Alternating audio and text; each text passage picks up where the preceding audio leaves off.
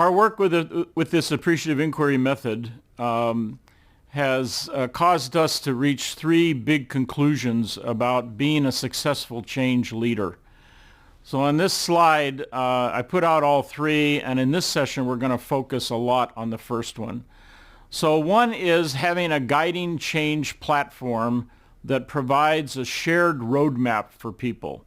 In other words, kind of a constant referral to where are we in a process, where have we been, what's coming next, so that people see the pathway toward outcomes or anticipated future changes. The second one is the skill, what we call management of continuity. This may come as a surprise to many, but it's just as important to pay attention to what does not change in a change process as it does to focus on what's going to change. People cannot change, they will not change unless they can hold on to something so that there's a sense of constancy or continuity while things are changing. And then the third thing we've discovered is that change leaders need tools or skills at creating what we call an imbalance of hope and inspiration over despair and deficit in your conversations, in your interactions throughout a change process. So we're going to talk about each one of these. In this session, we're going to focus on this first one, a guiding change platform. So the most typical way that appreciative inquiry is illustrated is with this cycle, referred to often as the 4D cycle. In a few cases, it's the 5D cycle, and the middle is called definition of the topic or the focus. But it begins with a topic. What is it that we're going to do the appreciative inquiry on? What is it that we're going to study so that by studying it, we start learning, and learning promotes the change?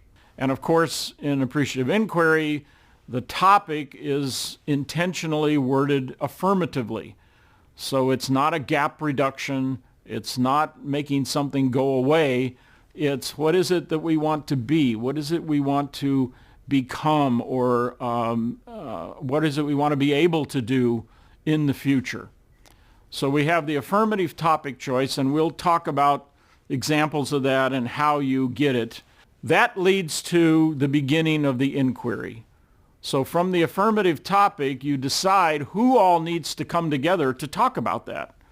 Who needs to be in the room? Whose voices need to be party to an inquiry into that topic? And we move into what we call the discovery phase. The intention of the discovery is not to talk about the future yet, but to actually go in the past and reconnect or discover what gives life to when we are at our best. So this is where we are appreciating our context. We're looking for what is it that's already here that should be valued. And we do it by the interview questions that you have already experienced. You could have a team together, you could have a whole work department or a larger group of stakeholders. The size doesn't matter. And you start by pairing them off and having them share stories about their best past experiences with the topic, stories about what is it they think are the core factors that need to be carried forward, the core success factors, and also a future question. But in the discovery part, we leave the future question for a moment, and we just look at the first two or three questions that have to do with best past experiences. We have people interview one-on-one, then we put pairs together, maybe in groups of 6 or groups of 8, and we have them share what were the common factors, underlying success factors in their stories. And there's always common factors. Not everything will be in common, but somebody in sales talking to somebody in a warehouse, They will have common elements in their high point stories, in their best past stories related to the topic. And those commonalities begin to build what we refer to as the core strengths. And that's the base, that's the foundation now that we're going to then ask people to dream about the future. When people reconnect with their strengths in the discovery phase, they see new possibilities almost immediately. So their whole concept of the future broadens and becomes more daring, more of a stretch, less incremental. Then we move to the dream stage. So now we go to the future question. And again, the pairs talk to other pairs, and we begin to look for where are shared images about the ideal future, or just unusual but very attractive imagery that might have come up in one pair. Nobody else mentioned it, but once it was shared, everybody gloms onto it. It's just that exciting. So again, the pairs stay together, but they join other pairs and they look for what are the most attractive future images that came up in the discussion initially, and now as a group, we develop even further. And then we share the images that are most attractive to our group, our 2 or 3 pairs, to the rest of the people in the room. So now you've filled the room with a lot of positive imagery. You don't pick one. You don't vote on one. The move from dream to design is a shift from imagery to actionable ideas.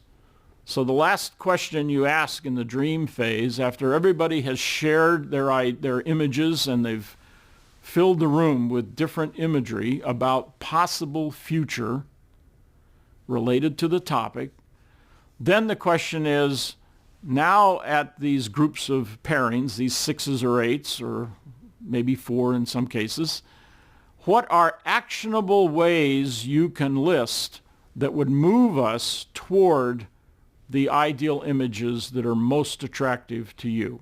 And we build what we call an opportunity map, just a whole lot like a brainstorm of actionable ideas. Then we vote. Then everybody has a chance to say which of these actionable ideas would give us the biggest bang for the buck, or would make the biggest difference in the shortest amount of time. Or if we could only really staff 2 of these, which 2 should they be? So the whole group gets to prioritize the actionable ideas, and the ones that raise up, that get prioritized, become the new design targets. So there's a very important shift between dream and design, where when you get these priority actionable ideas, everybody then gets up and votes with their feet. They go to the one that they most want to help make happen. And then they start what we call the design process. Design includes action planning. It includes process mapping sometimes. Sometimes it includes defining roles and relationships as we move forward. And it actually includes design, creating prototypes, doing brainstorming and creating rapid prototypes of some part of your intended change effort. Then we move to destiny, which is the declaration of the whole change initiative. We had an actionable idea. A certain number of people gathered around that because they were most interested in it. They developed an aspiration or a goal statement. They developed action steps moving forward from this meeting. They developed prototypes, and now they're pronouncing it. They're announcing their commitment to implement that change initiative. So destiny is any number of change initiatives related to the topic that are ready to be implemented. The 2 arrows you see at the top there, most typically the change initiatives then move off into their own scenarios. their own continual learning and adaptation. Sometimes the change effort leads to a whole new cycle of appreciative inquiry, a more deep dive into a specific aspect of a range of actionable ideas.